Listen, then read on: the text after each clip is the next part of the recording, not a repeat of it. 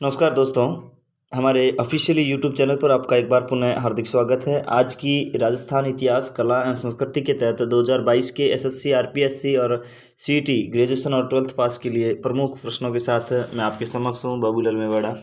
आज के पहले प्रश्न की इस मॉडल पेपर का 5वां ये सीरीज है। इससे पहले 4 सीरीज अपलोड कर चुका हूँ और हमेशा के 50 से 100 क्वेश्चनों के बीच मेरे टेलीग्राम चैनल की लिंक आपको डिस्क्रिप्शन में मिल जाएगी, जिसके माध्यम से आप जुड़ करके अपना स्तर जांच कर सकते हैं।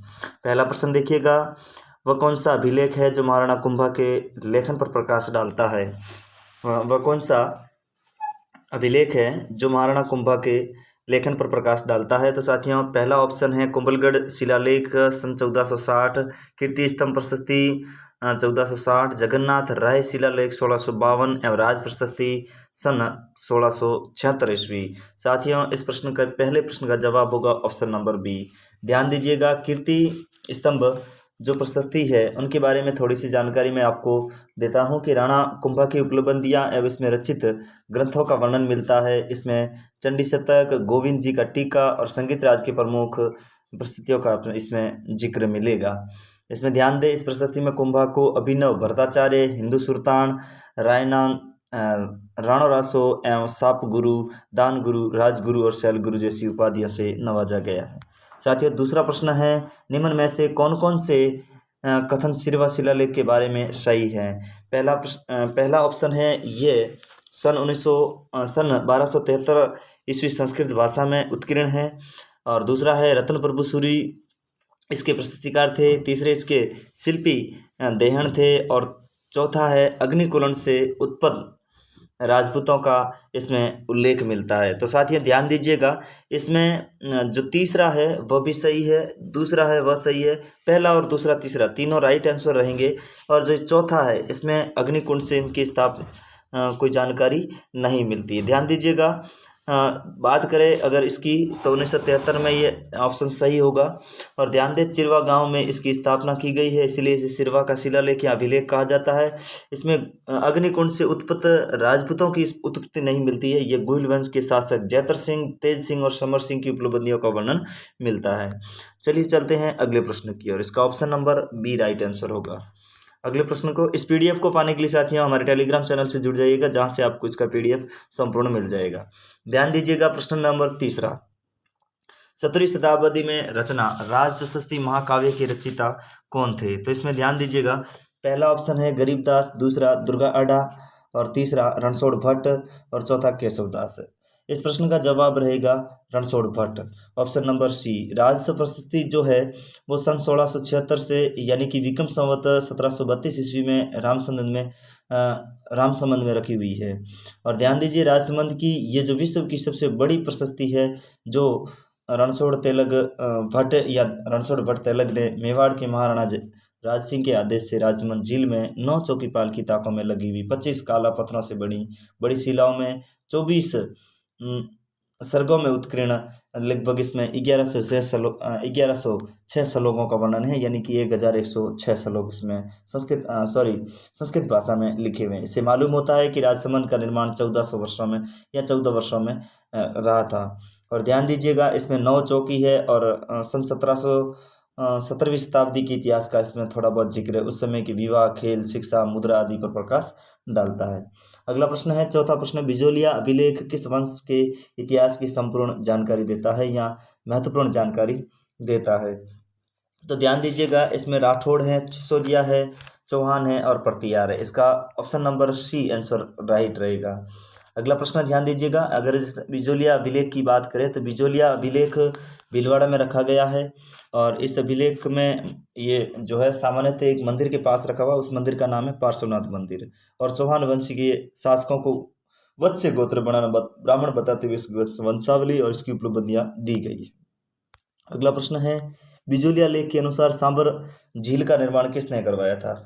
बिजोलिया के अनुसार या बिजोलिया लेख के अनुसार, अभिलेख के अनुसार सांबर झील का निर्माण इसमें है वो वासुदेव ने करवाया था, कानड़देव इसका राइट आंसर नहीं है। ऑप्शन नंबर बी इसका राइट आंसर होगा। छठा प्रश्न देखिएगा, बिजोलिया लेख किस सोहान नरेश के काल का है? बिजोलिया लेख या शिलालेख किस सोहान वंश के काल का है? तो ध्यान दीजिएगा साथियों, इसमें सोमेश्वर, पृथ्वीराज, अजयराज और ऑप्शन नंबर डी क्या है, हरिराज दिए हुए हैं। तो ध्यान दीजिएगा, इसका पहला ऑप्शन जो है सोमेश्वर राइट आंसर रहेगा। और सातवां प्रश्न है, आबू के अभिलेख के लेखक कौन हैं? आबू के अभिलेख के लेखक कौन हैं? तो शुभ चंद्र, ये पहला ही ऑप्शन इसका राइट आंसर रहेगा। आठवां प्रश्न है, अपराजित के शिलालेख के रचयिता कौन से हैं? यानी कि केवल यहीं से देखना है आपको, ये डबल बार टाइप हो चुका है, मिस प्रिंट है, केवल यहाँ से है कि अपराजित शिलालेख के रचयिता कौन है। तो इस प्रश्न का जवाब रहेगा दामोदर। ऑप्शन नंबर 3 या सी इसका राइट आंसर रहेगा। अगला प्रश्न ध्यान दें, 9वां प्रश्न है, राय सिंह की प्रशस्ति का संबंध निम्नलिखित में से किससे है? तो राय सिंह की छतरी का जो संबंध है वो किस प्रशस्ति से है? तो ये राय सिंह की जो प्रशस्ति का वर्णन है, इसमें जो सामान्यतः वर्णन जो मिलेगा वो मिलेगा आपको बीकानेर के शासकों से संबंधित है। ध्यान दीजिएगा, राय सिंह प्रशस्ति बीकानेर में रखी हुई है, सन 1594 से इसका संबंध है, जिसके लेख महाराजा राय सिंह थे, जिन्होंने बीकानेर दुर्ग के निर्माण के काल समाप्त होने के अवसर पर इनको लगाया था, और ये मुख्य द्वार पर लगा हुआ है। अगला प्रश्न ध्यान दें, कौन सा मंडोर प्रतिहारों के इतिहास की जानकारी देता है?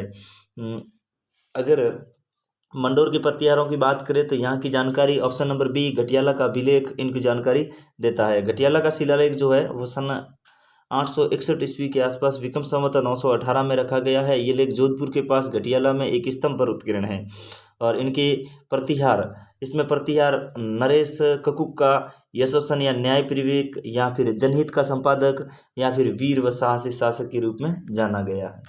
अगला 10वां प्रश्न है, बड़वा ग्राम कोटा से कितने मोखरी यूप अभिलेख प्राप्त हुए हैं? 5, 3, 4 या 7? इनमें से आपको एक ऑप्शन का जवाब अगर बात करें तो ऑप्शन नंबर 3 इसका राइट आंसर होगा। ऑप्शन नंबर 3 इसका राइट आंसर होगा।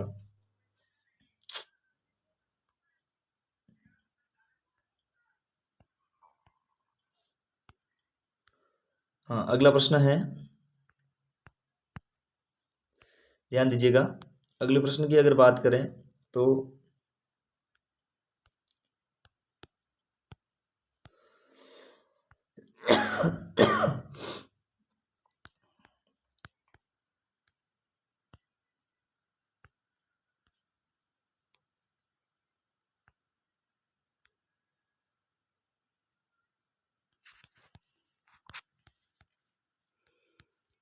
प्रश्न नंबर 12वां, कोंबलगढ़ प्रशस्ति के रचयिता कौन थे? कोंबलगढ़ प्रशस्ति के रचयिता महेश कविदास थे। ये कोंबलगढ़ प्रशस्ति राजसमंद में है, सन 1660 ईस्वी में इसका प्रशस्तिकार उत्कीर्ण या कवि महेश के रूप में है, और इसकी अगर लिपि की बात करें तो देवनागरी है और भाषा संस्कृत है। अगला प्रश्न है, निम्नलिखित में से एक लिंग शिलालेख सन 1488 ईस्वी का लेखक कौन है? इसका महेश्वर है वो इसका लेखक है। ध्यान दे, एकलिंग प्रशस्ति उदयपुर में है, इसका रचयिता महेश भट्ट के रूप में जानते हैं, और इसमें से बापा रावल का संन्यास लेना और मेवाड़ के गुइलों का वर्णन मिलता है। अगला प्रश्न है, बरली का शिलालेख है जो कि अशोक के काल से पूर्व माना जाता है, ये कहाँ पर स्थित है? ये जो शिलालेख है वो साथियों अजमेर में स्थित है। बरली या फिर बरली का लेख सन 443 ईस्वी में इसे उत्कीर्ण किया गया, जो अजमेर के पास स्थित है, और राजस्थान का सबसे प्राचीनतम अभिलेख में से एक माना जाता है। बरली का शिलालेख राजस्थान का सबसे प्राचीनतम अभिलेख है, अजमेर से लगभग 35 किलोमीटर की दूरी पर है, और बिलाट माता के मंदिर से ये प्राप्त हुआ है। अगला प्रश्न 15वां ध्यान दें, निम्नलिखित में से कौन सा प्रतिहारों का इतिहास बताता है? कौन सा जो ऐसा अभिलेख है जो इसमें से प्रतिहारों का हमारे को इतिहास बताता है? साथियों, इस प्रश्न में अगर देखें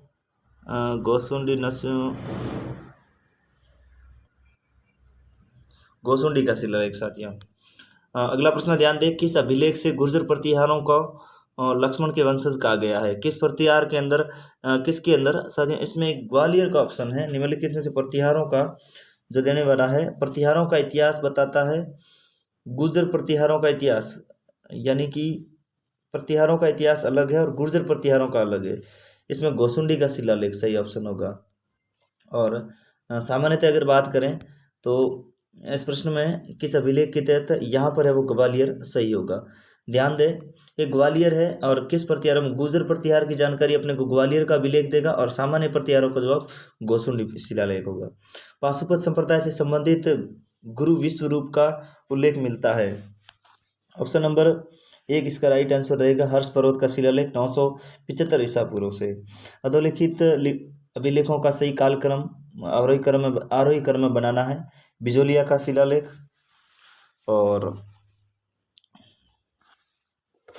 बिजोलिया अभिलेख, नेमी अभिलेख, गोसुंडी अभिलेख और बचुकला अभिलेख। ध्यान दे साथियों, इसका आरोही क्रम बनाना है तो सबसे पहले गोसुंडी का शिलालेख आएगा, पहले 3 आएगा, उसके बाद बचुकला अभिलेख आएगा जो कि ऑप्शन नंबर 4, और इसके बाद पहला अभिलेख यानी कि 3, 4, 1, 2। ध्यान दीजिएगा, 3, 4, 1, 2 के आधार पे अपन ऑप्शन नंबर इसका 2 राइट आंसर रहेगा। 3, 2, 4, 1।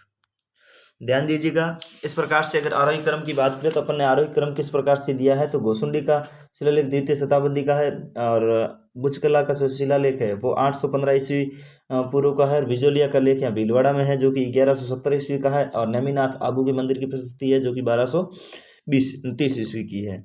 ध्यान दें, रसिया की क्षत्रिय अभिलेख का नाम उत्कीर्ण मिलता है तो रसिया की क्षत्रिय का नाम उत्कीर्ण नरवर्मा गोहिल के नाम से उत्कीर्ण है।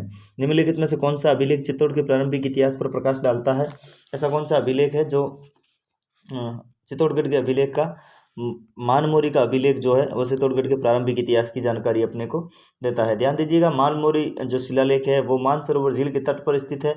और उत्कीर्ण की बात करें तो इसमें अमृत मंथन की कथा और इसके संबंध में लगाए गए तथा 4 मौर्य यानी कि मौर्य वंशों की जानकारी राजाओं की जानकारी देता है, जिसमें से महेश्वर, भीम, भोज और मान का उल्लेख मिलता है, इसलिए इसे मानमोरी शिलालेख कहा जाता है। प्रश्न नंबर 21वां, निम्नलिखित में से कौन सा अभिलेख चित्तौड़ के प्रारंभिक इतिहास पर प्रकाश डालता हो गया साथियों? निम्नलिखित में से प्रशस्तियों के अनुसार समय अनुसार का उसका सुमेलन सही सुमिलित कीजिएगा। इसमें सुमिलित अगर सही करें तो पहले के अंदर अपन किसके साथ मिलाएंगे?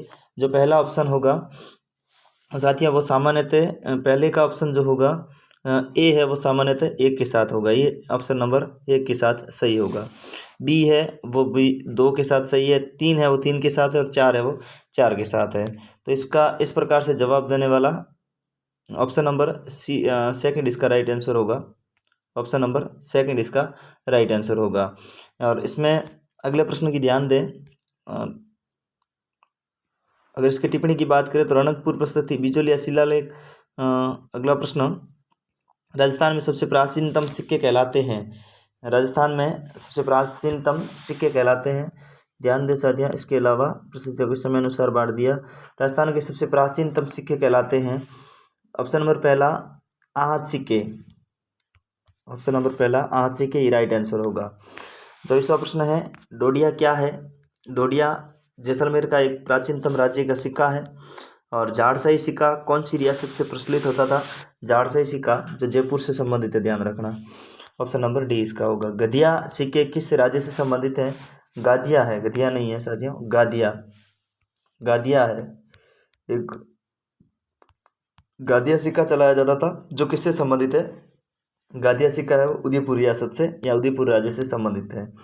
9वां, कौन सा मेवाड़ राज्य का सिक्का नहीं है? कौन सा मेवाड़ राज्य का सिक्का नहीं है? तो कौन सा मेवाड़ राज्य का सिक्का नहीं है? तो ये तो सभी है, रामशाही भी है, रावशाही भी है, डोडिया भी है। ऑप्शन नंबर डी इसके सही आंसर होंगे। ये चारों के चारों है वो नहीं है। ध्यान दीजिएगा, मेवाड़ के सिक्कों की अगर बात करें तो मेवाड़ के सिक्कों में पहले चला है चित्तौड़ी, चित्तौड़ी के बाद ढींगला, ढींगला के बाद त्रिशूलिया, भिलाड़ी, उदयपुरी, मुंगली सिक्का, एलसी और चंदौड़ी स्वरूप शाही और फतेह शाही और भोपाल शाही और आलम शाह आलमी के सिक्कों के नाम से जाने जाते थे। ध्यान दीजिएगा, निम्नलिखित में से कौन सा युग्म मुद्राएं जारीकर्ता से सुमेलित नहीं है? पहला इसमें सही है, दूसरा सही है, ये है वो गलत होगा साथियों। ये ध्यान दीजिएगा, महाराजा विजय सिंह के सर्वप्रथम वहाँ पर होने वाला जो विजयशाही जो सिक्का है वो जोधपुर से संबंधित है। किससे संबंधित है? जोधपुर से संबंधित। इस कारण से इसे नहीं माना गया क्योंकि ये जो है जोधपुर के महाराजा विजय सिंह के काल में चलाया गया था। सर्वप्रथम मुगल बादशाह आलम शाह ने आज्ञा प्राप्त होने के बाद सोने व चांदी के सिक्के जो विजयशाही सिक्के की ढालें बनी थी। और ध्यान दें, निम्नलिखित में से कौन सा युग्म मुद्रा रियासत सम्मिलित नहीं है? तो इसमें से ऑप्शन नंबर आखेड़ सही है, जाट सही है, और विजयशाही बीकानेर, इसमें ऑप्शन नंबर 3 है वो गलत है, क्योंकि ये है वो किससे संबंधित, मैंने आपको पहले भी बता दिया कि जोधपुर से संबंधित है। लुलुलिया लुलुलिया या ललुशाही सिक्का का निर्माण कहाँ किया जाता था? तो लुलुलिया या लुलुलाई ये जो है जो सौदे से संबंधित है। आपका अगला प्रश्न है, राजशाही सिक्कों का संबंध किस राज्य से है? इस प्रश्न का जवाब साथियों आप हमें कमेंट के रूप में दीजिएगा, ताकि आने वाले हर एक क्विज के बाद में आपको एक प्रश्न दिया जाता है, जिस प्रश्न का जवाब आपके द्वारा कमेंट में हमें मिलता है। Thank you for watching. बने रहिएगा हमारे साथ में, हमेशा मिलिएगा इसी टेलीग्राम चैनल के साथ और इसी ऑफिशियली लिंक के साथ में। आपको हम मिलेंगे इसी यूट्यूब चैनल पर आने वाले समय में। बहुत ही जल्द लेकर के आ रहा हूँ एक अगली मॉडल पेपर नंबर 6, जो कि आज की राजस्थान की कला एवं संस्कृति हुई थी। अगला प्रश्न एवं अगले टॉपिक के रूप में मैं आपको हिंदी या इंग्लिश, काफ़ी सारे एलडीसी से जुड़े हुए लोग हैं जो तमाम मेरे को मैसेज करते हैं कि सर आप हिंदी या इंग्लिश से यानी कि ग्रामर से संबंधित टॉपिक का उठाने का जिक्र किया है, तो अगला आपका टॉपिक रहेगा वो ग्रामर से रिलेटेड रहेगा। थैंक यू फॉर वॉचिंग, बने रहिएगा हमारे साथ में। You have a nice day, bye bye.